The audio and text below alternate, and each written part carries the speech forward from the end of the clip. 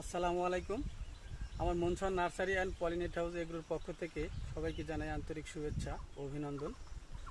আমরা এই মুহূর্তে আছি আমার এক দোস্তর পুকুরের পাড়ে। পুকুর পাড়ে পেঁপে চাষ বলতে পারি আমরা।